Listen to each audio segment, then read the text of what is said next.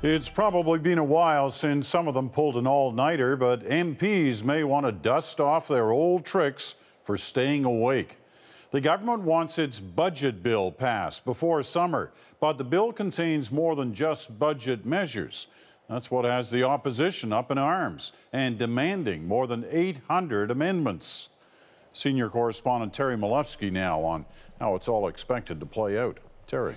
Well, Peter, this is, of course, symbolic. The opposition cannot win, but they can make life difficult for the government. And they have now forced a round-the-clock voting marathon on the omnibus budget bill. That means MPs will have to stay awake maybe 2 nights in a row voting on opposition amendments. These are my amendments. There's double-sided. This is 300 and some amendments to Bill C-38. The opposition is united in saying it's wrong to use one all-encompassing bill to change dozens of laws on the environment, fisheries, pensions, and employment insurance, all in one go. When you cram so many different ideas into a bill and somehow pretend it's got something to do with the budget when it doesn't, you've created a Trojan horse, and it's an abuse of power. It's an abuse of the omnibus procedure to go as far as the government has gone in lumping everything together into one piece of legislation without an adequate opportunity for debate or scrutiny. So the opposition offered a blizzard of amendments, and they also tried to get the Speaker to rule the whole bill out of order. He refused. In the absence of rules or guidelines regarding omnibus legislation, the Chair cannot justify setting aside Bill C-38 and accordingly must rule that Bill C-38 in its current form is in order.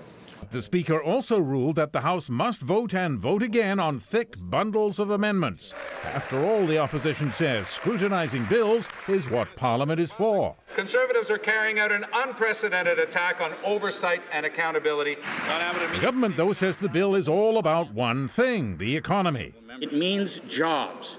It means people who are unemployed will become employed.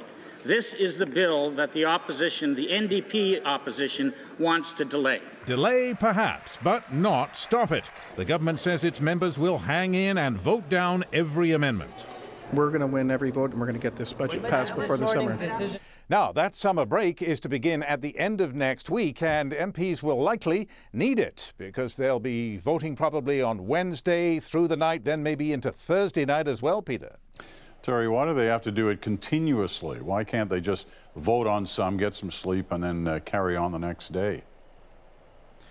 Well, you're right. In theory, the government could say, look, there's no rush. The old age supplement changes, for example, don't kick in for another 11 years. We can park that until the fall. But the government's not saying that because it's determined to pass the whole package by the summer break. And there's really no way to do that now except by voting and voting constantly until it is done, Peter. All right, Terry, thanks very much. Terry Milewski in the nation's capital tonight.